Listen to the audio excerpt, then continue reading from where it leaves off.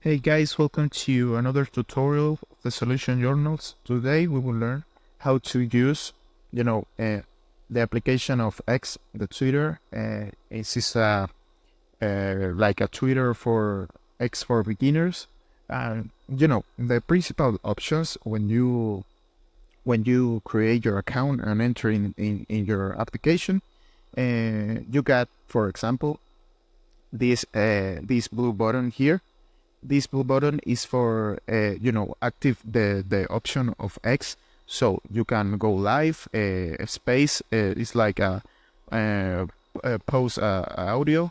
You can upload a photo, or you can do a post like you can typing a thing, something you want to say about any topic. You can post it, or you can upload some of these options, photos, space. You can go live, and this is the first four options, the basics options. And if you want to interactive with others, other person here in your feed, you can use these options. You can like give it a like of this for to this post. You can retweet this post, or like you can repost it, and that's it. Or you can quote. This is write something about that post, and you can see the comments in that post here. If you pick here in the profile, you can see the comment of that post have.